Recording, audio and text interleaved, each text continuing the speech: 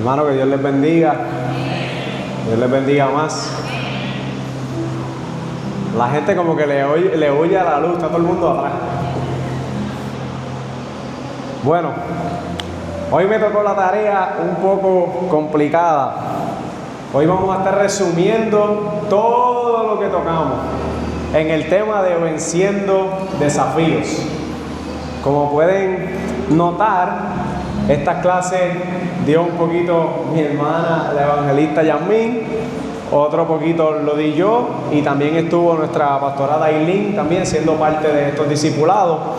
Así que yo intenté con lo mejor que pude y el poquito tiempo que tenía de resumir todas estas clases y traer un resumen global de todo lo que hemos estado aprendiendo, y al final voy a estar contestando las preguntas que estaban en la canastita. Quiero hacer un disclaimer: la canasta no muerde. Todos pueden ir y depositar su pregunta allí, no tengan miedo.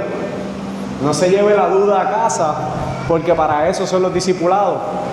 Y si el discipulado se convierte en un monólogo donde nosotros venimos todas las noches y hablamos y ustedes no aprenden nada, entonces nosotros como maestros de la casa no hicimos nada. La intención es que aprenda y que usted sea partícipe de estos discipulados. Yo creo que aquí habemos en total más de 100, 200 personas que nos congregamos en esta iglesia, y que solo hubieran 3 preguntas en 2 meses, está complicada la cosa. Pero vamos allá. El primer tema que tocamos durante este tema global, que era venciendo los desafíos, me tocó a mí, Ángel Cruz, y fue venciendo las tentaciones. Hablé un sinnúmero de cosas de las tentaciones, pero te voy a tocar los puntos más importantes que tienes que recordar siempre. Y es que las tentaciones entran a ti por lo que ves, por lo que escuchas, por lo que tocas, por lo que hueles, o sea, por todos tus sentidos. El enemigo va a usar todos los sentidos para probar a ver cuán resistente y fiel tú eres a Dios. La tentación nos va a llegar a todos porque es normal. Todos los que somos humanos, como decía la pastora Shirley, que estaba ahorita aquí, hasta el mismo Jesús fue tentado siendo Dios. Imagínense nosotros, que al lado de Jesús somos así de pequeñitos. Entonces, debemos reconocer que vamos a ser tentados, pero tenemos que identificar la tentación. Y tú sabes mejor que nadie cuál es tu debilidad y por dónde te tientan más fácil. La debilidad mía no va a ser la misma que la de todos ustedes. Quizás cada uno tiene una debilidad diferente. Muchos se van a fortalecer en una área, pero siguen siendo débiles en otra. Y nos toca a nosotros en el caminar del día a día ir fortaleciendo esa área a través de Cristo Jesús. Di unas herramientas de cómo vencer esto. La primera que te di fue: huye de lo que te provoca. No intentes tú mismo por tu propia fuerza lidiar con la tentación. No intentes hacerte el fuerte y tratar de pelear con ella, porque si lo haces por tu propia fuerza, déjame decirte que vas a perder. Cuando hablé de esto, te di el ejemplo de José en la Biblia, que huyó de la esposa de Potifar dejando hasta su ropa. Así que cuando te encuentres en una situación donde la tentación te está venciendo, huye por tu vida. Segunda herramienta que te di fue: resiste. Y te traje el ejemplo donde nos habla en la Biblia, Santiago 4:7. Someteos pues a Dios, resistid al diablo y él huirá de vosotros. También te hablé que lo vences con la palabra de Dios. Mientras Jesús ayunaba esos 40 días en el desierto y Satanás fue a tentarlo, todo lo que salió de la boca de Jesús estaba escrito en la palabra. O sea que si lees Biblia, tienes armas para defenderte. Pero el que no lee Biblia, ¿cómo enfrenta una tentación de esa magnitud? Nos toca leer la Biblia. En Deuteronomio 8:3, escrito estaba lo que Jesús le recitó al enemigo. Y dijo que no solo de pan vivirá el hombre, sino de toda palabra que sale de la boca de Dios.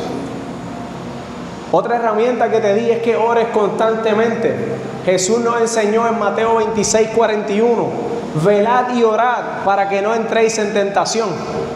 O sea que tu escudo esa herramienta que tú te puedes armar de ella antes de que llegue la tentación, es orando y velando para que no caigas en la tentación.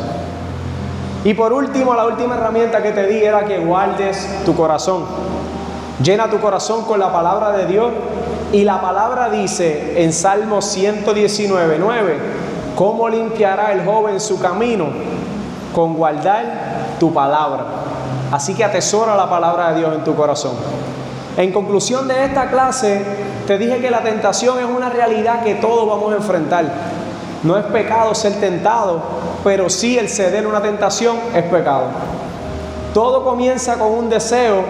Una vez el deseo es alimentado, llega a tu corazón y finalmente se convierte en acción. Por ende, ahí se convierte en pecado. Ser tentado nunca te va a hacer débil ni malo. Incluso las figuras bíblicas, como te dije, Jesús y muchos de ellos fueron tentados, pero nunca cedieron. Y esta es la parte donde nosotros fallamos. La clave no es evitar la tentación que aparezca, porque siempre va a aparecer, eso es inevitable, sino fortalecer tu interior para no rendirte cuando aparezca esa tentación. Y esto se hace solamente con la palabra, orando y todas las herramientas que te di. La segunda clase estuvo a cargo del evangelista Yasmín Toledo y era la apatía y el manejo del alma. Hablamos lo que era la asedia, que es la tristeza del alma. Hablamos lo que era el letargo, que es un estado de somnolencia, tibieza o inactividad espiritual. Esa chispa que se nos va agotando, ese cansancio que nos llega que no sabemos de dónde sale, esas ganas de quedarte en tu casa y no llegar al culto, esas ganas de dejar la Biblia cerrada cogiendo polvo, eso es el letargo. Y luego estaba la apatía, que es el olvido de Dios y cuando se enfría tu corazón. Esa es la más grave de las tres. Cuando llega la apatía, tú pierdes el interés por las cosas de Dios. Incluso ya no oras, ya no hablas con Él, ya ni siquiera confías, no piensas en Él.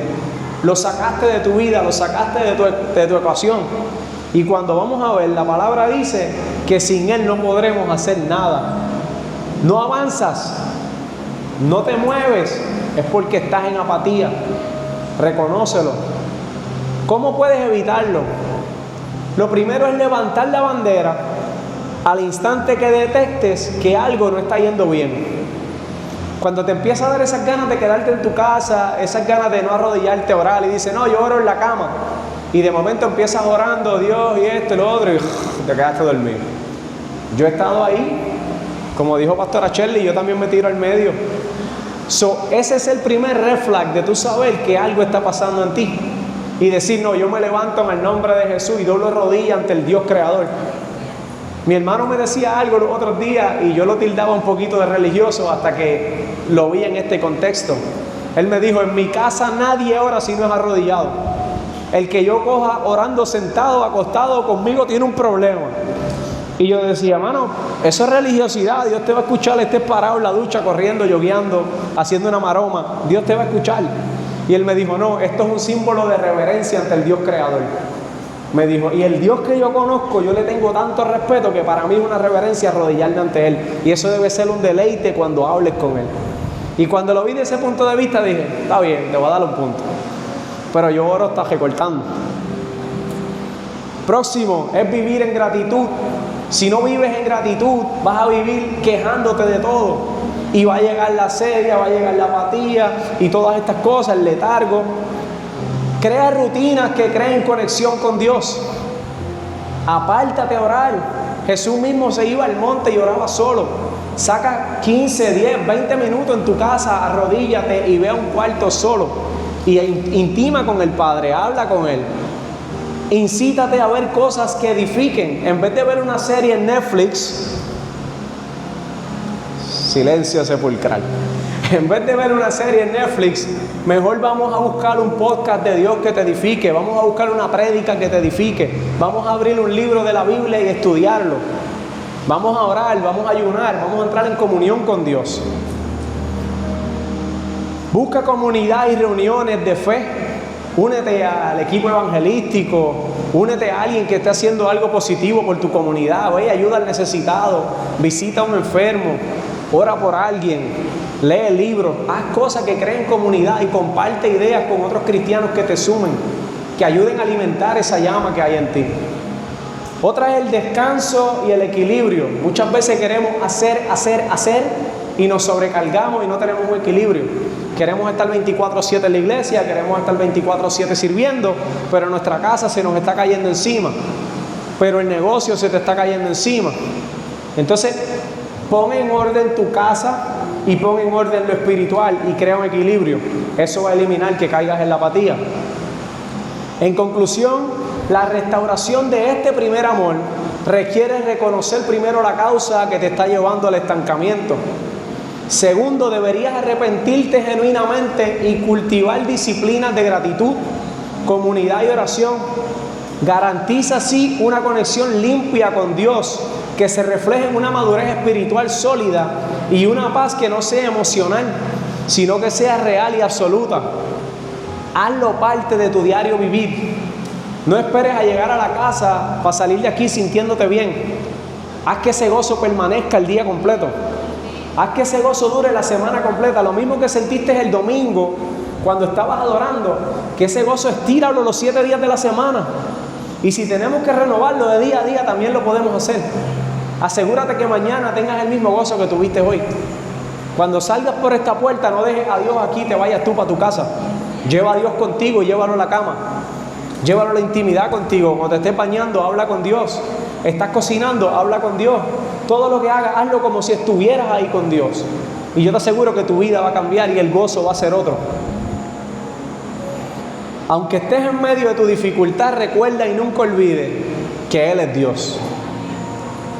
Luego tuvimos una tercera clase con el título Soledad y Abandono. También estuvo a cargo de nuestra hermana la evangelista Yasmín Toledo. Ella nos habló de lo que era la soledad física y la soledad emocional. La soledad física es el estado en que una persona no tiene a nadie cercano, no tiene contacto con otras personas, y esta puede ser por su propia elección o por alguna condición en la que esté viviendo.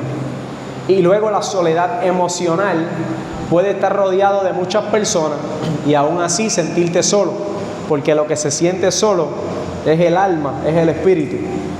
Y esto sí es malo. Puedes estar rodeado de gente, puedes tener gente que te apoya, que te ama, puedes tener personas bien cercanas a ti que te aman y te lo demuestran, y aún así tú no sentir nada y sentirte solo. ¿Cuándo es que la soledad se convierte en mala? Es cuando genera desesperación, cuando genera angustia, dolor, amargura. Esa no es la soledad que tú quieres tener.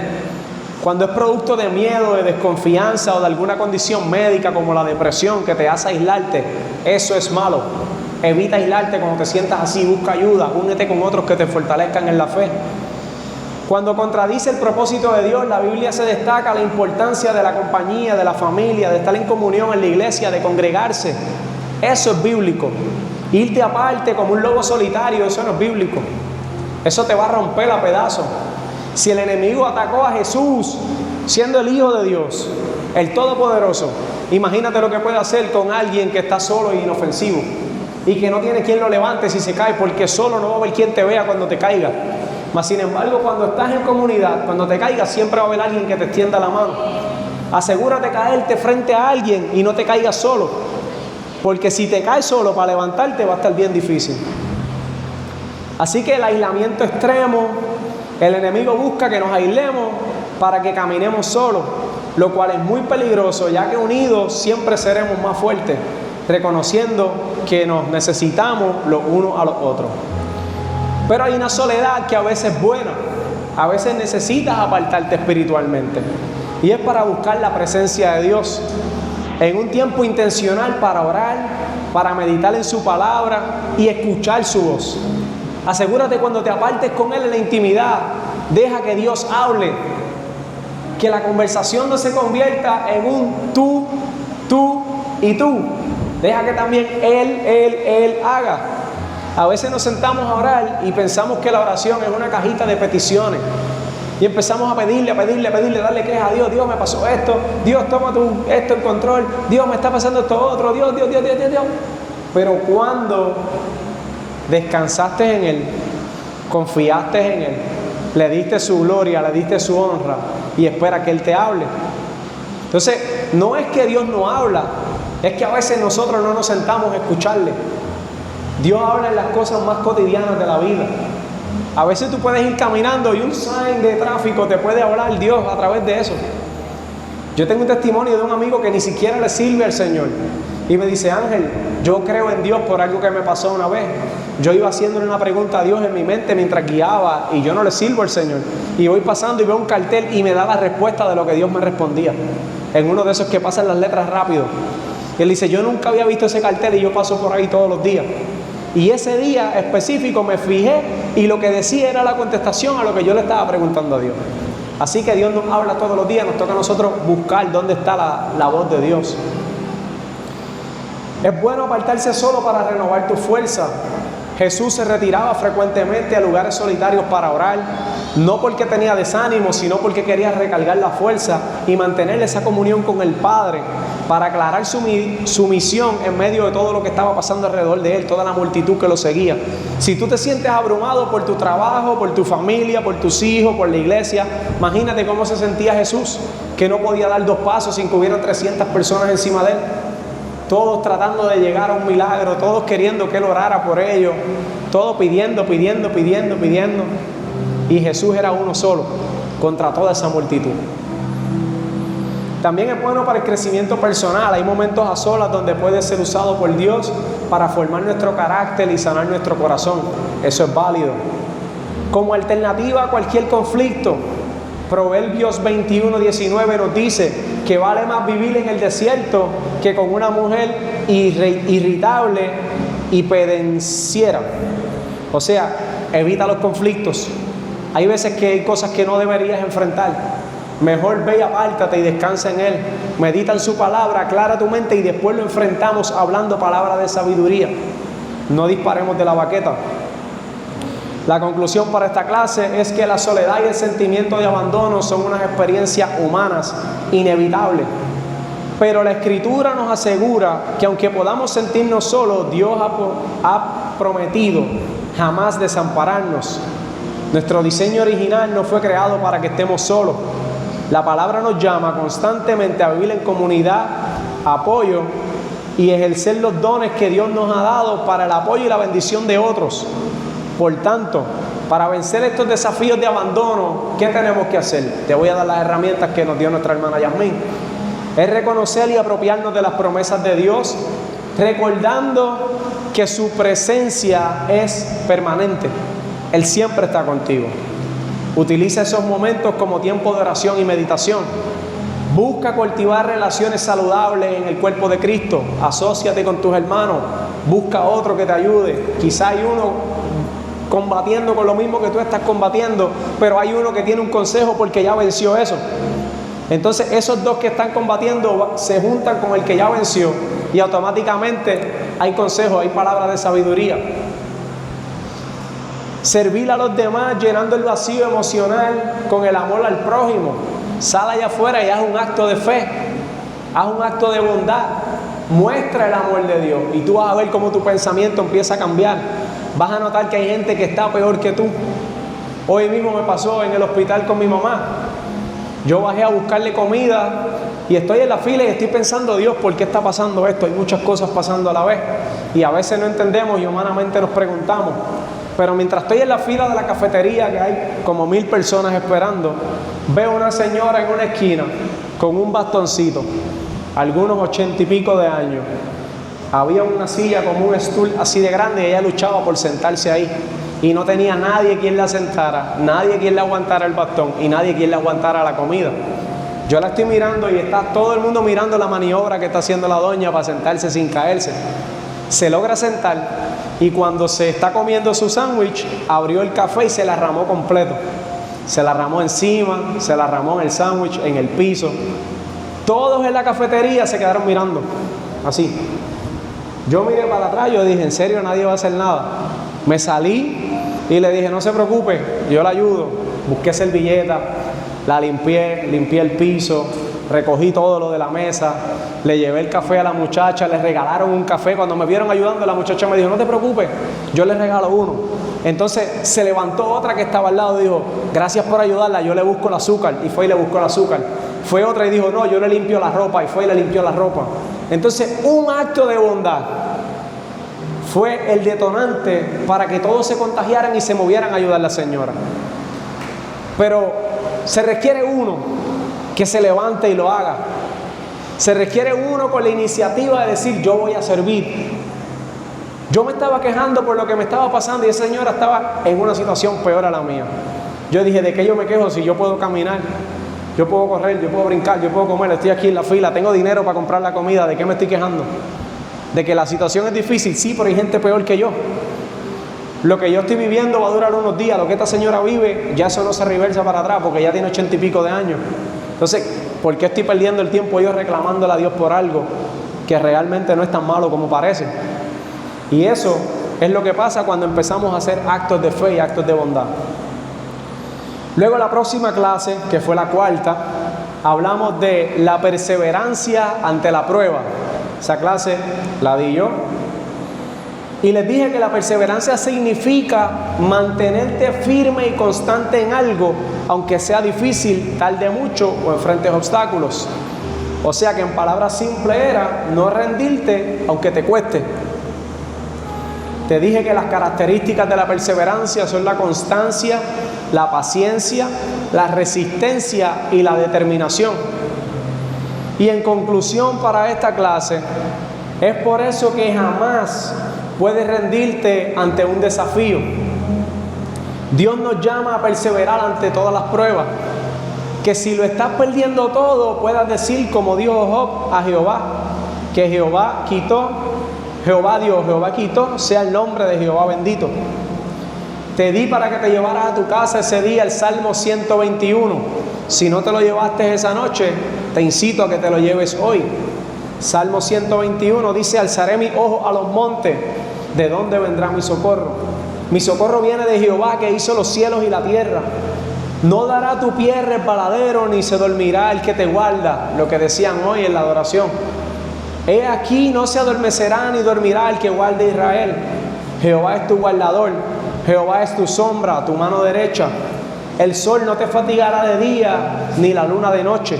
Jehová te guardará de todo mal. Él guardará tu alma. Jehová guardará tu salida y tu entrada desde ahora y para siempre.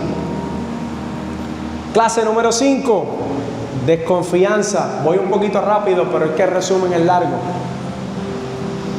Dije que la desconfianza se podía mostrar y manifestarse como la duda, la sospecha, la inseguridad y el temor a ser engañado.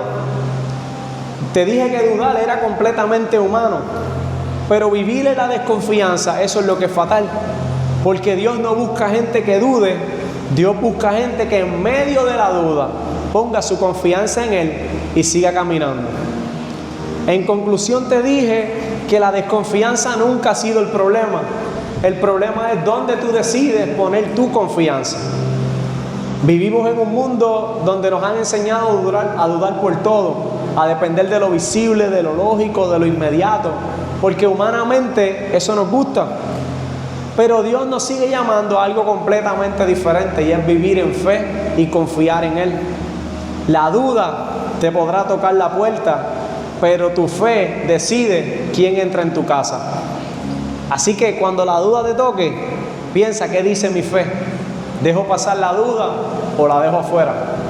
Agárrate de tu fe en Dios. Por último, la última clase trataba de la oposición y persecución. Esa clase estuvo a cargo de la pastora Dailín Valle.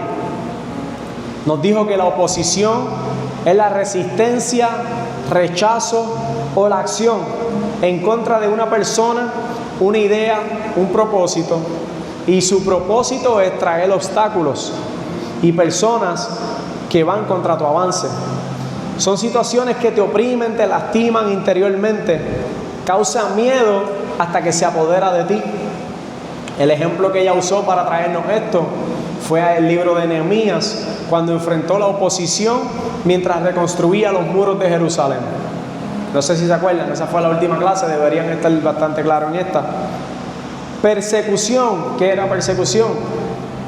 Ella nos dijo que ocurre cuando alguien sufre por mantenerse fiel a Dios, a sus principios, el rechazo o el ataque que una persona enfrenta tras seguir a Jesús y vivir conforme a su palabra. Son ataques que vienen por causa de tu fe.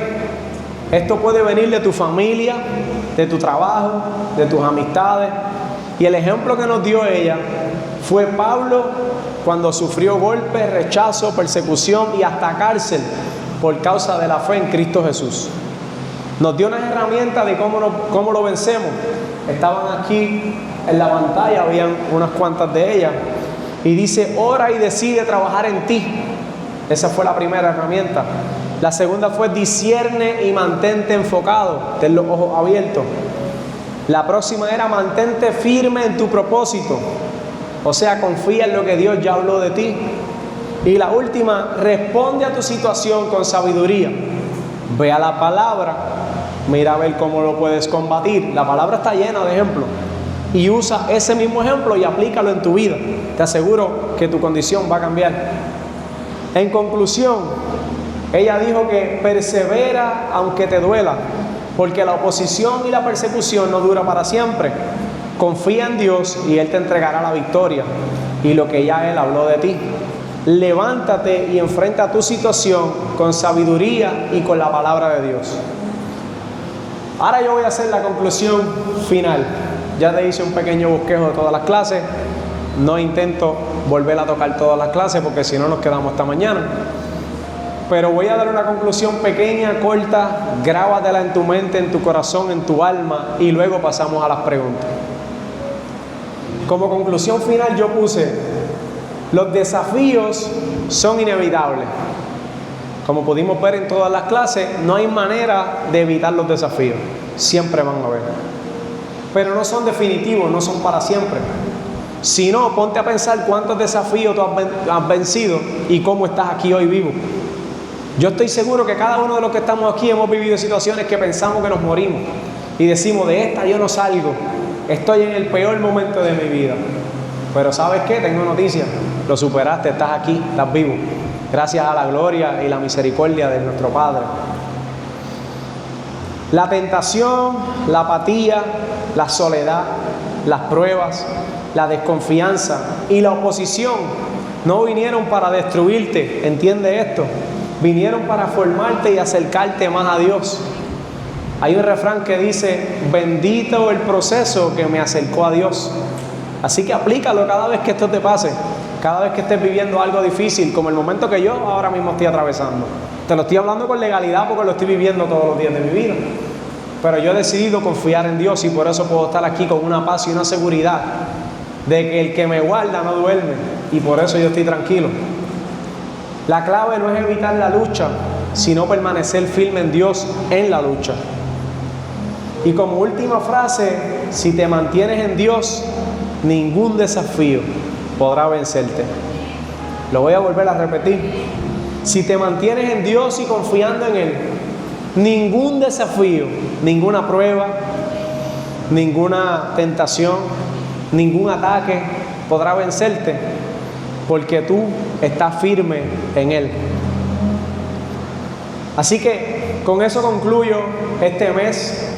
Espero que hayan aprendido algo, que les haya servido las herramientas que nosotros le hemos buscado a través de la palabra de Dios. Quiero que sepan que todo lo que en esta casa se enseña se saca de la palabra de Dios. Aquí no es que la pastora le da con inventarse algo o yo me creo que sé algo y pongo ahí por poner, no. Todo lo que hemos hablado es extraído de ejemplos de la Biblia, por eso citamos los textos bíblicos. Y yo exhorto a que apunten los textos bíblicos y no solo los guarden en una libreta de sepulcro, sino que la abran en su casa y hagan que esas letras cobren vida en su casa. Abre la libreta y repasa. ¿Cuándo fue la última vez que chequeaste la libreta de la última clase que cogiste? A veces apuntamos y no nos llevamos nada. No retenemos por estar pendiente a apuntar, pero lo que apuntamos tampoco lo leemos. Entonces perdimos el tiempo. Yo les exhorto que si apuntan lo estudien Y para la próxima clase vengan con más hambre y apunten más y sigan preguntándose más. Pero no se conforme con lo que se diga en este altar. Vaya a su casa y estudie por usted mismo. Porque lo que Dios nos revela a nosotros de una forma, a ti te lo puede revelar de otra en la situación que estés viviendo. Pero siempre el resultado va a ser el mismo. Es que va a edificar tu vida, porque para eso es la palabra. La palabra es eficaz y es viva. Y es más cortante que espada de dos filos. Así que como corta para acá, va a cortar para allá también. Pero depende de ti, esa hambre de buscar, la necesidad de querer aprender, nace en ti. Yo te puedo enseñar todo lo que yo pueda aquí, pero jamás te voy a poder enseñar a tener hambre de aprender. Eso depende de ti, eso nace en tu corazón. Así que haz que despierte la duda. Dudar no es malo, iglesia.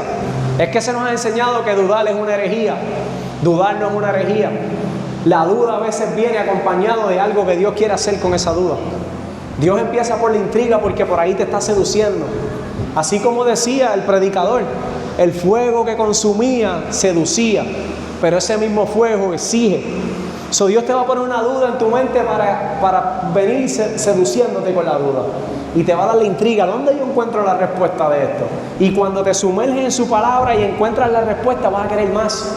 Y el otro día vas a buscar más y vas a buscar más y te vas a convertir en un apasionado de su palabra. Así que dudar no es malo.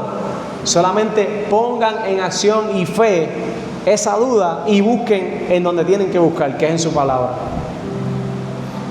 Así que las preguntas, la pregunta número 1, no voy a decir quién la hizo, voy a mantener los nombres anónimos para ver si así se motivan a preguntar más. No los vamos a exponer, pregunten sin miedo. La primera pregunta me dice: ¿qué puede provocar que yo caiga en una apatía espiritual?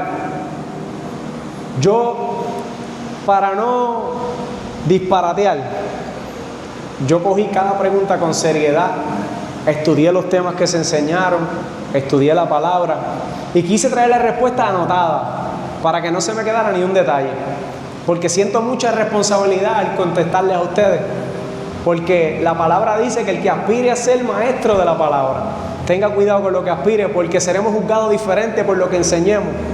Que si nuestras manos estarán manchadas de sangre por lo que causamos en otro, por enseñar lo contrario, tenemos que rendirle cuentas al Padre. Así que cuando Dios me hizo este llamado, yo lo cogí demasiado en serio y demasiado a pecho. Y por eso, como dice la pastora, leo Biblia, baby.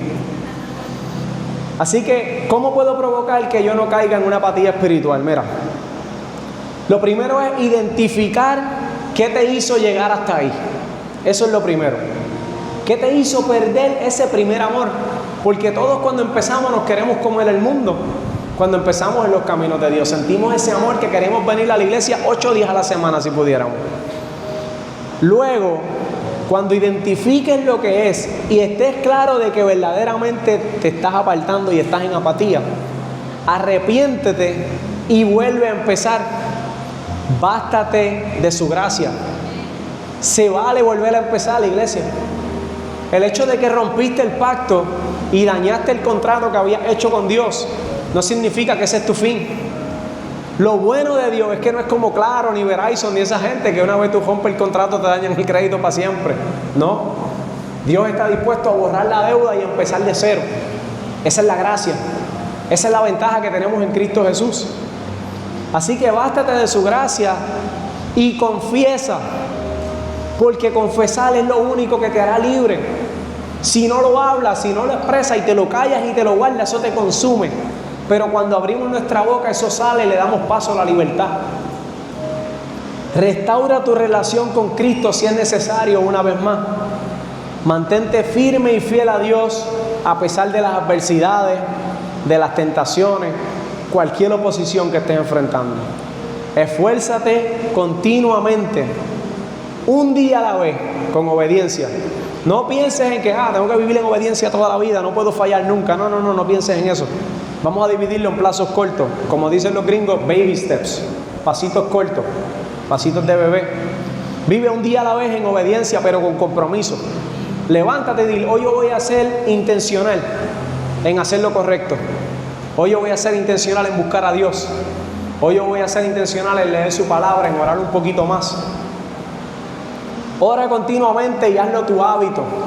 ayuna y busca todos los días la presencia de Dios. Vive en santidad, pero no por costumbre. Escuchen esto es un hack. Hasta yo mismo me sorprendí cuando tiré este punchline. El Espíritu Santo me estaba dando ahí palabras certeras. Vive en santidad, pero no por costumbre, porque muchos viven en santidad por tradición. Que si la ropa, que si no, que hay que estar temprano en la iglesia, que hay que ofrendar, pero la vida se está perdiendo atrás de esa cortina. Vive en santidad no por costumbre ni por obligación de lo que te enseñaron, sino que sea tu propia elección diaria. Porque tú decides ser mejor persona. Porque tú decides agradar al Dios Todopoderoso. Por el pacto que hiciste con Él y no por lo que digan los demás. Porque tú te puedes ver lindo delante de los demás, pero Dios conoce lo que hay dentro. Y lo que hay dentro a Dios le importa más de lo que puedas expresar por fuera. Así que tu enfoque principal sea Cristo y reflejar su evangelio con todos tus actos. Esa es mi contestación, un poquito larga, extensa, pero creo que cubrí todos los detalles. La persona que preguntó cómo puede provocar, qué puede provocar que yo caiga en una apatía espiritual y cómo evitarlo, aquí te di todos los detalles. Segunda pregunta: ¿cómo puedo ayudar a una persona que siente que perdió su primer amor? Y esta pregunta me conmovió porque sé que viene de un corazón de alguien que se preocupa por los demás. Esta pregunta viene de un corazón que se siente en necesidad de ayudar a alguien. Y puse unas palabras bastante específicas parecidas a la primera contestación y puse que use la misma estrategia que acabé de mencionar en la primera pregunta. Pregúntale a esa persona qué lo hizo llegar ahí. Identifica lo que le causó el desgaste. Probablemente esa persona se siente cansado y herido. Dile que recuerde por qué se enamoró de Jesús la primera vez. Llévalo de nuevo a la cruz. Vuélvelo atrás. Enséñale lo que Cristo hizo por él. Muéstrale lo que ocurrió aquel día en el madero. Toda la sangre que se derramó. Enséñale la victoria que se le entregó ese día. Y dile que Cristo ya pagó el precio con su sangre. Y gracias a eso es que existe la gracia hoy en día. Si es necesario, dile que empiece de cero, que renueve el pacto con Jesús, que vuelva a la oración, que intime con el Padre y pídele a Dios que lo vuelva a enamorar. Y ahora a ti como consejero que me hiciste esta pregunta, modélale a Cristo con tus acciones. Demuestra el amor de Dios y su misericordia. Aconséjalo con sabiduría. Ora por Él y no lo abandones en este camino. Y te aseguro que si no lo sueltas, el día que Dios lo levante, tendrás un amigo agradecido eternamente y Dios se agradará de ti y te acompañará siempre a su favor. Así que no lo sueltes, a ti que estás orando por ese amigo que perdió el primer amor. Y voy a cerrar con la última. La persona que me hizo esta, ni ella misma sabía explicar qué quería preguntar, pero Dios conoce los corazones y Dios sabe de dónde venía esta pregunta. Y no está escrita como me la escribió, pero ya la tuve que parafrasear para que se entendiera. Y es: ¿cómo hacer si en mi círculo de amistades soy el único que le sirve a Cristo? ¿Se supone que me aleje o sigue insistiendo para que ellos lleguen a Cristo? ¿Cómo puedo manejar esta situación? Y esta sé que viene de un corazón que ama, un corazón que le duele soltar, un corazón que se preocupa por la salvación de otro. Lo primero que debes preguntarte, y estás aquí hoy y me estás escuchando, lo primero que tú debes preguntarte es: ¿qué haría Jesús? Jesús dijo en Lucas 5:32: los que están sanos no tienen necesidad de médico, sino los enfermos. No he venido a llamar justos, sino a pecadores al arrepentimiento. Hemos sido llamados a hacer luz en las tinieblas. El hecho de que ellos no le sirvan al Señor no los convierte jamás en tus enemigos. Al contrario, se convierten en ese blanco perfecto para acercarlos a Cristo. Pero debes tener claro que puedes juntarte con ellos, pero no ser como ellos. Sé esa chispa de luz en medio de esa tiniebla. Demuestra con tus acciones lo que Cristo ha hecho en ti. Ama, perdona, no juzgue, pero modela el Evangelio. Háblale de Cristo sin presionarlo, porque a veces metemos mucha presión. A veces queremos que el amigo se convierta y nos convertimos en Radio Bemba. Y estamos cada 5 minutos hablándole de Cristo. Arrepiéntete, estás mal, eso es pecado. Arrepiéntete, te va a llevar el diablo. Eso es pecado, eso es del diablo. Ya la gente está harta de escuchar eso. La gente se cansó de la habladuría. La gente quiere que le demuestren a Cristo, no que le hablen de Cristo. Porque hablar lo hace cualquiera. El mismo enemigo se conocía la palabra y eso no hacía ningún efecto. De saberla la sabe cualquiera. Ponla en acción, aplícala. Entonces, no lo juzgue y modela el Evangelio. Háblale sin presionarlo y deja que ellos solo se abran.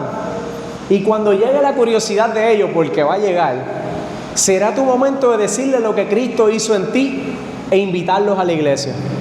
Pero asegúrate antes de invitarlos a la iglesia que hayas mostrado un buen testimonio para que ellos crean. Para que no puedan decir, yo para allá no voy porque y eso que tú eres cristiano. Entonces vamos a asegurar que tengamos un buen testimonio antes de hacerle esa invitación. Ámalos, respétalos, pero mantén tus límites claros. Jamás permita que su opinión o comportamiento afecte tu convicción o tu postura en Cristo.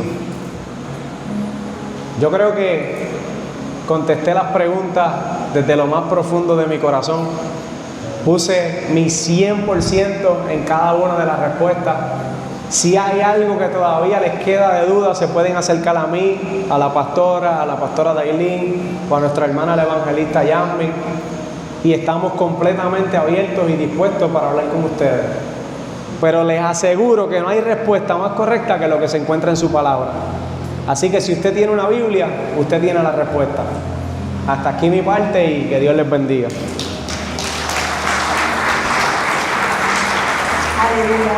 Ponte sobre tus pies.